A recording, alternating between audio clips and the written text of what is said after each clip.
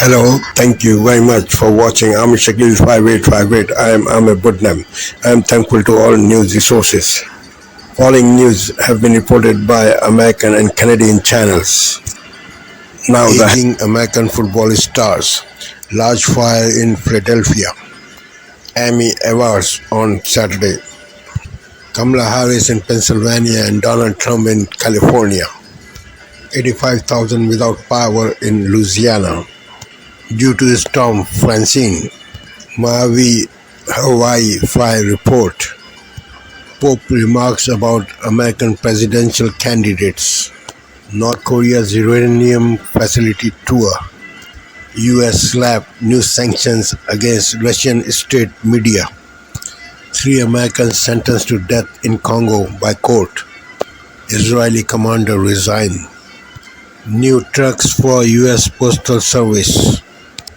Now please watch the channels.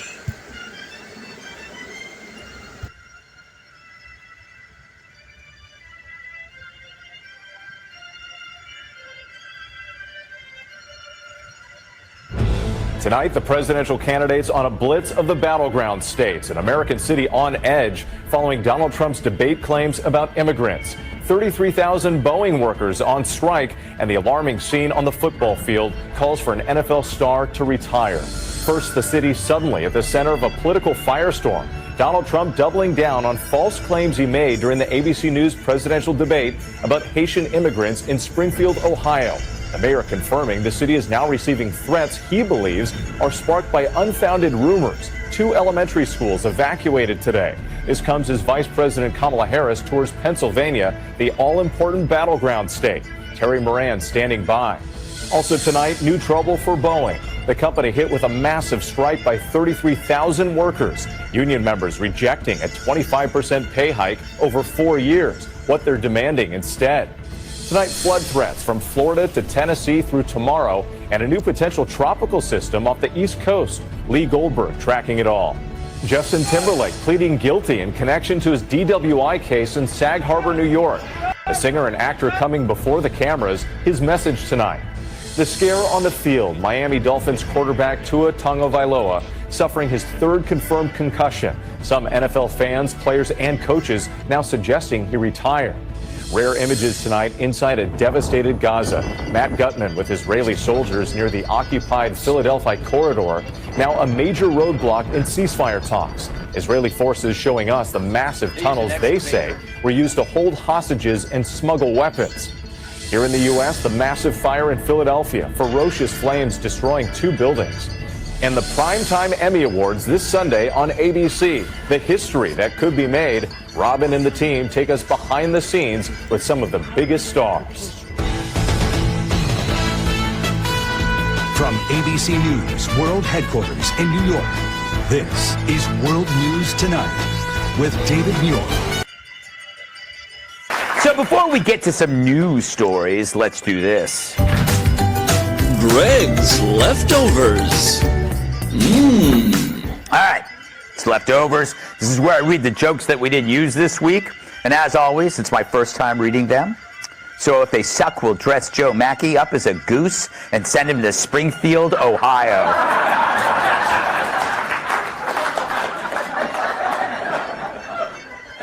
So today is Friday the 13th.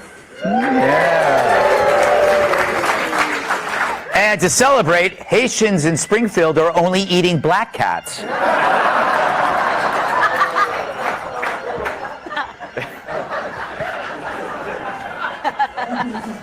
Donald Trump told the New York Post that he is done debating and will not do another. We're still waiting on a new offer, however, from his opponent.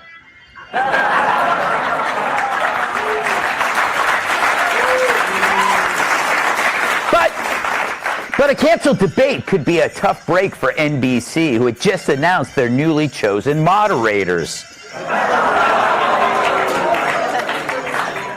Meanwhile, pundits are claiming the vice president had an easy night last Tuesday by having both moderators clearly on her side.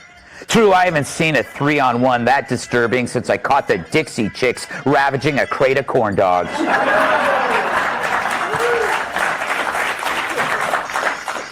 Given the backlash over their perceived bias, ABC denies giving Kamala Harris the debate questions in advance, claiming they just gave her the answers. Yeah, I know. We're hitting them all. Osama bin Laden's supposed dead son is said to be running Al-Qaeda. Well, oh yeah? We got a dead guy running this country. In your face! In your face, Al-Qaeda! Scientists have created a prosthetic hand that can feel just like your own. Which doesn't make sense. If I had a prosthetic hand, why would I want it to feel like my own?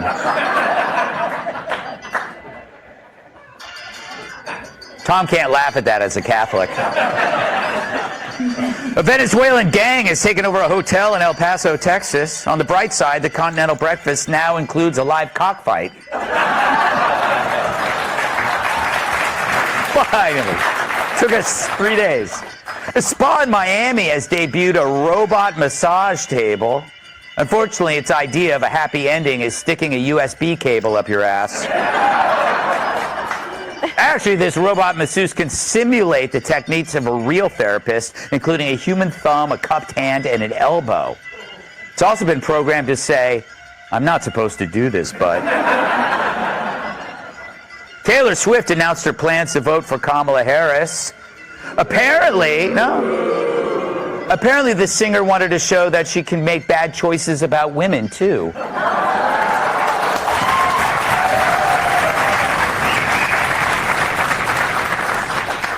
In Indiana, first responders rescued dozens of pigs from an overturned semi-trailer. The pigs were safely recaptured and given medical treatment before arriving at the slaughterhouse. Abu Dhabi will now require couples to get genetic testing before marriage. Great news for those wanting to avoid genetic defects, but horrible news for those with hot cousins.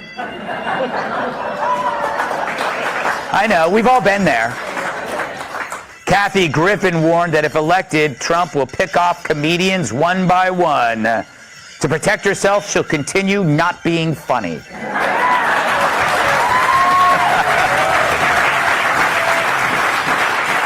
Apparently, millennial women are throwing themselves success showers instead of baby or bridal showers to celebrate professional achievements.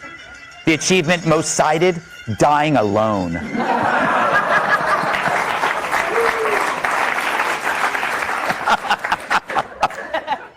A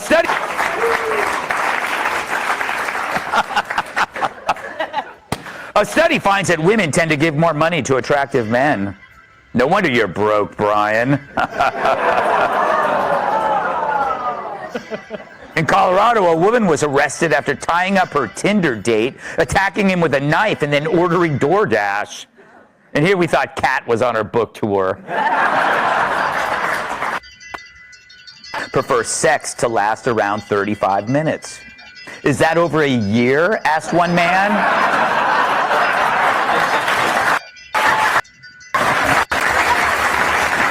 Yeah. All right. To the news. So as the media fact-checks Trump, reality fact-checks the media. Case in point, sex changes for illegal aliens in lockup. Trump brought it up in Tuesday's debate. She went out in Minnesota and wanted to let criminals that killed people, that burned down Minneapolis, she went out and raised money to get them out of jail. She did things that nobody would ever think of. Now she wants to do transgender operations on illegal aliens that are in prison. Oh, the expression on Kamala's face as he says that. She just can't believe it. Because as every Californian knows, sex changes aren't for prisoners, they're for school children. Of course, the left-wing locksteppers in the media couldn't believe it either. Here's the New Yorker quote. His line about how the vice president wants to do transgender operations on illegal aliens that are in prison was pretty memorable, too. What the hell was he talking about? No one knows. Oh, really, New Yorker? No one knows? Well, if by no one you mean everyone who lives outside your bubble. They weren't... And they weren't the only ones who relied on their own ignorance as proof Trump made up, who claimed something doesn't exist simply because they didn't see it. And that meant we, the people, had to do their job for them. Users on X corrected The New Yorker, Time Magazine, The New York Times, and others, pointing out that, yes, Kamala did support taxpayer-funded prisoner sex changes in an ACLU questionnaire. At least Time corrected their error. But it's no surprise Time initially missed the facts. You know, this is a mag that omitted Elon Musk from their list of influential people in AI. That's like Hawaiian Tropic leaving me out of a hottest buns on the beach contest.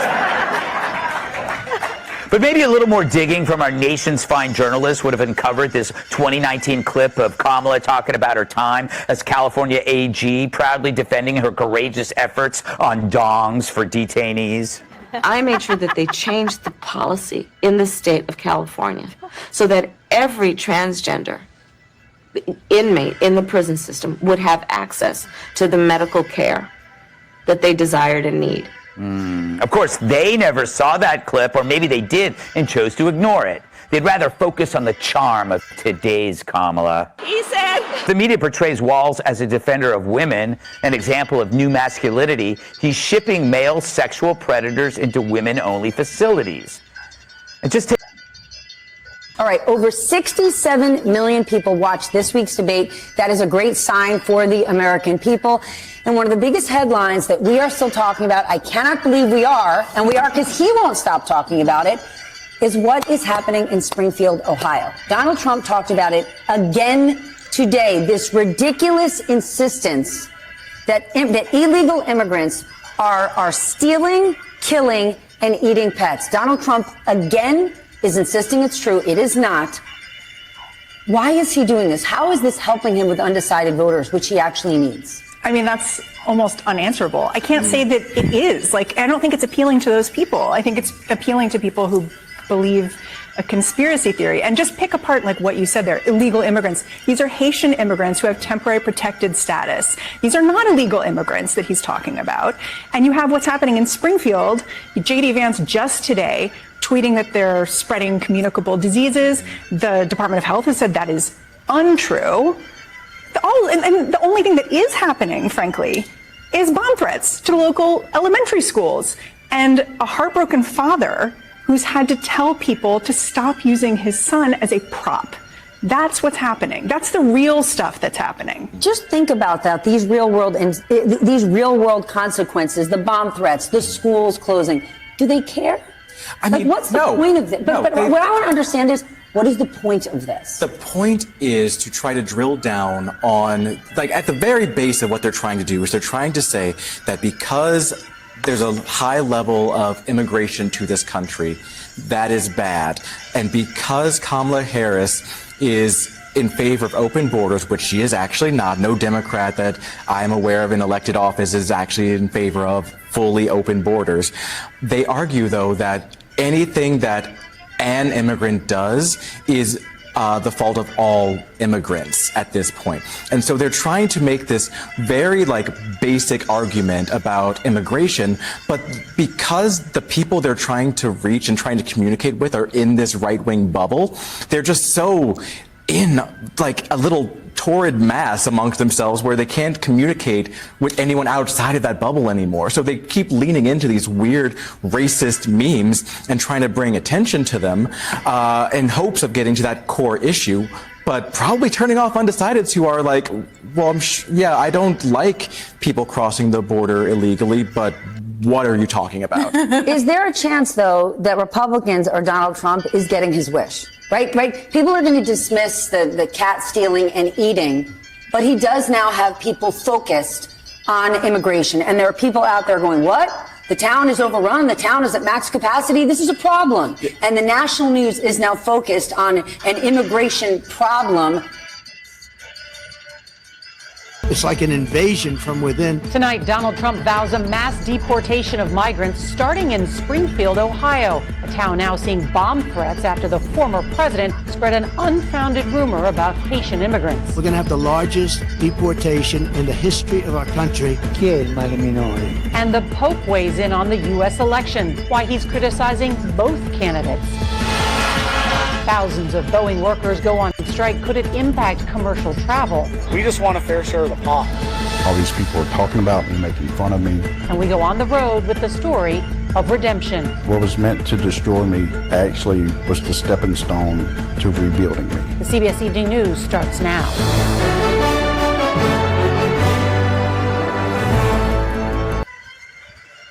Welcome to Democracy Now!, democracynow.org, The War and Peace Report. I'm Amy Goodman. Israeli strikes have killed at least 40 people across Gaza today, as UN Secretary General Antonio Guterres is once again calling for an immediate ceasefire following Israel's massacre at the UN-run Al-Jiyuni school, which killed at least 18 people Wednesday, including 6 UN workers, the deadliest day in UNRWA's history. The World Health Organization said Thursday it had evacuated about 100 people in need of medical treatment from Gaza to the United Arab Emirates and called for regular evacuations to resume after Israel's assault decimated Gaza's health system. This is a cancer patient awaiting evacuation. I'm suffering from Hodgkin's lymphoma, and this type of cancer spreads very quickly. In 1 or 2 months, it spreads throughout your entire body, unlike other types of cancer. My trip was extremely tiring, and I came here to the south so I can travel and get treated outside the country by God's will. In related news, the WHO says a quarter of Palestinians in Gaza wounded by Israel's ongoing assault have life-changing injuries. I'm Amna Nawaz on the NewsHour.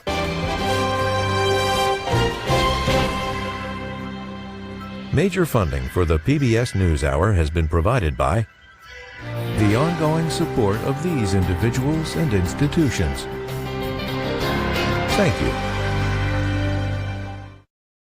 Welcome to the NewsHour. After facing off earlier this week on a Philadelphia debate stage and standing together in New York for the September 11th anniversary, former President Donald Trump and Vice President Kamala Harris are on opposite ends of the country today. Harris is focusing her energy on speaking to Pennsylvania voters tonight, while Trump spoke to reporters at his golf club on the California coast.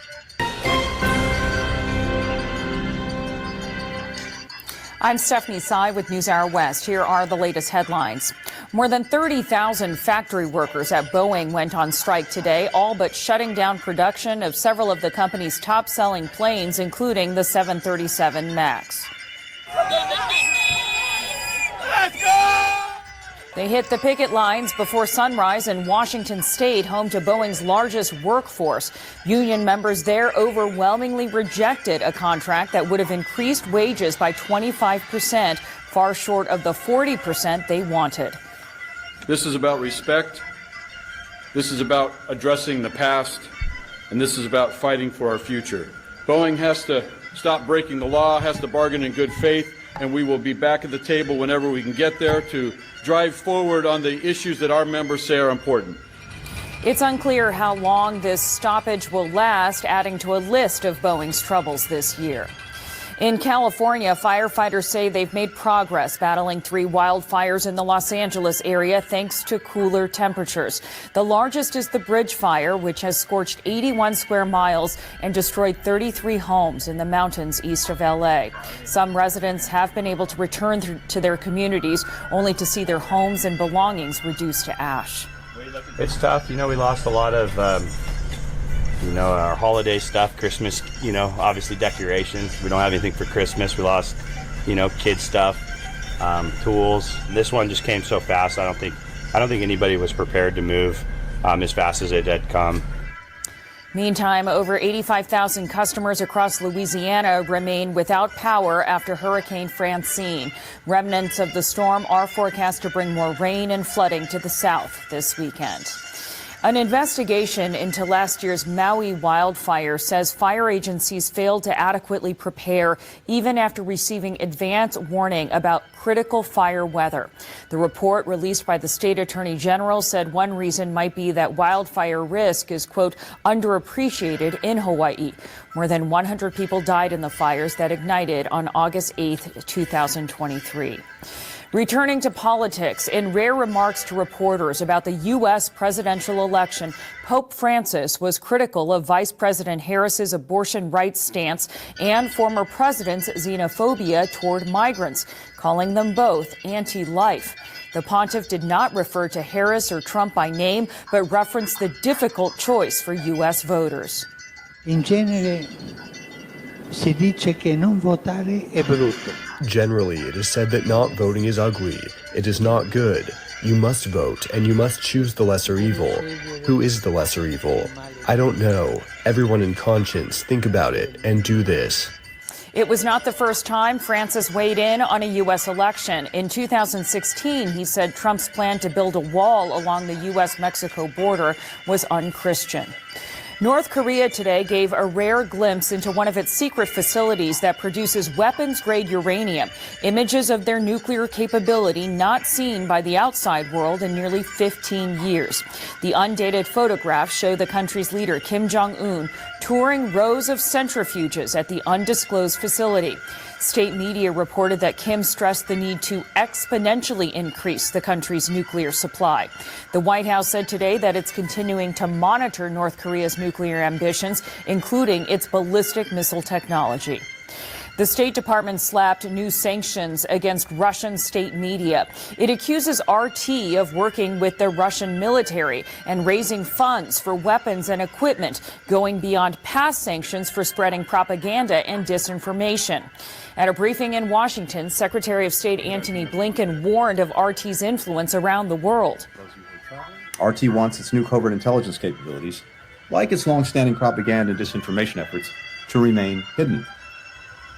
Our most powerful antidote to Russia's lies is the truth. It's shining a bright light on what the Kremlin is trying to do under the cover of darkness. The sanctions include RT's parent company, TV Novosti, and other Russian state-run media. 3 U.S. citizens were sentenced to death by a military court in Congo today. They were among 37 defendants who were convicted for their role in a failed coup back in May. The coup leader's son was one of the 3 Americans sentenced. Marcel Malanga said it was his first time in Congo and his father threatened to kill him if he didn't participate. His former high school football teammate, Tyler Thompson, was also sentenced, along with Benjamin Zalman Poland, who reportedly knew the elder Malanga through a gold mining company. All of the defendants have 5 days to appeal. In fallout from the war in Gaza, another top Israeli commander has resigned over the military's failure to stop or prevent Hamas's October 7th attack. Yossi Sariel is the second top intelligence officials to step down this year. But despite rising calls for accountability, Prime Minister Benjamin Netanyahu says any hindsight into the failures of that day should wait until after the war. U.S. Central Command announced today that 4 ISIS leaders were killed in late August. The operation was carried out by U.S. and Iraqi security forces in western Iraq. A post-raid assessment confirmed the killings, which included the leader responsible for all ISIS operations in Iraq. In all, 14 ISIS operatives were killed in the raid. The World Health Organization has approved the use of a vaccine to combat Mpox in adults, paving the way for some of the most vulnerable people in the world's poorest countries to get protection from the virus. Supplies are limited. There is only one maker of the vaccine. So the WHO says it will create a mechanism to fairly distribute them along with tests and treatments. The WHO also said children under 18 may use the vaccine in an outbreak where the benefits outweigh the potential risks. And mail trucks in America are getting a much-needed makeover. The U.S. Postal Service has rolled out its next-gen delivery vehicles, for now only in Athens, Georgia. They are taller and boxier than ever before, but despite their awkward shape, drivers couldn't be more thrilled to ditch the older models, which date all the way back to 1987. At first glance, it's different. However, it's designed in a way that you can tell that they didn't have appearance in mind. They had safety. They had the way we maneuver. They thought everything through. Most of the trucks are electric, and they're finally equipped with air conditioning, critical for the hot summer routes. The fleet will expand to 60,000 vehicles over the next few years. Still to come on the NewsHour, the push to restore the UK's military might. Jonathan Capehart and Ramesh Ponnuru weigh in on the week's political headlines. And designer Mike makes his mark on the art world, one button at a time. This is the PBS NewsHour from WETA Studios in Washington and in the West from the Walter Cronkite School of Journalism at Arizona State University. Today, the leaders of Ukraine's Tonight, up in the air, the uncertainty ahead as a deadline approaches in the Air Canada labor dispute.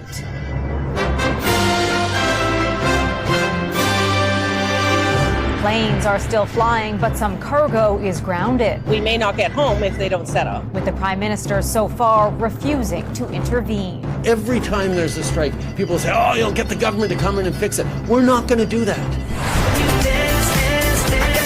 Pop star Justin Timberlake pleads guilty and hopes others learn from his mistake. This is a mistake that I made.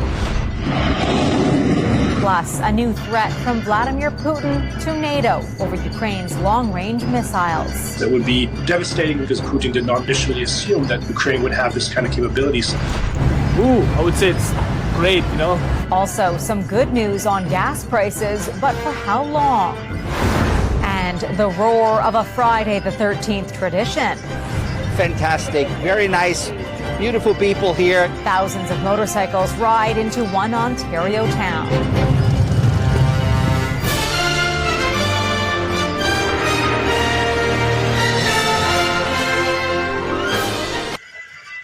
Chu didn't want a shutdown to ruin his travel plans. We want to choose to change our flights just to avoid the risk of, missing out the flight. So his family is flying to Tokyo 2 days early to start their vacation. Just scrambling around because we thought we have extra 2 days for packing and whatnot. Air Canada and its pilots union have been in contract talks for more than a year. But wages are still a big sticking point. If they don't reach a deal by this weekend, either side could move forward with a lockout or strike starting next Wednesday. Air Canada has warned it could start canceling flights as early as Sunday, leaving tens of thousands of travelers in limbo. For a lot of clients who are financially able to, booking refundable fares on alternative airlines ahead of time has kind of been our best course of action. Air Canada has called for the government to step in, like it did with last month's rail shutdown. For now, the Prime Minister is insisting it's up to the company and its union to work things out. So I know every time there's a strike, people say, oh, you'll get the government to come in and fix it. We're not going to do that. We believe in collective bargaining, and we're going to keep pushing people to do it. Nice windy morning. Christine Renault was visiting Newfoundland to hike the East Coast Trail, but she says she was forced to cut her trip short by almost a week. I do have to get back for work, so I just bit the bullet. To be honest, it is frustrating because I'm really disappointed because I really loved this hike so much. Passengers who might be affected can get travel credits or rebook flights for free within certain dates.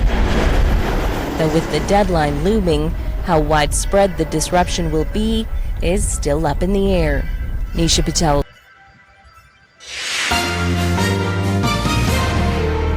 On this Friday night, incoming turbulence. Travel plans for millions of Canadians are in jeopardy as Air Canada's pilots prepare for the picket line. Will the federal government intervene? So I'm not going to put my thumb on the scale on either side. Political pressure over carbon pricing. Why federal and provincial New Democrats are backing away from a major climate policy. Plus, a dangerous mosquito-borne illness. The caution from health experts after a death in the nation's capital. And honoring silly science. Mammals are capable of breathing through their anus. The awards handed out to the world's goofiest but groundbreaking discoveries. Global National. Reporting tonight, Carolyn Jarvis. Thank you for sparing your precious time. This is Amr Shakil. Have a good life.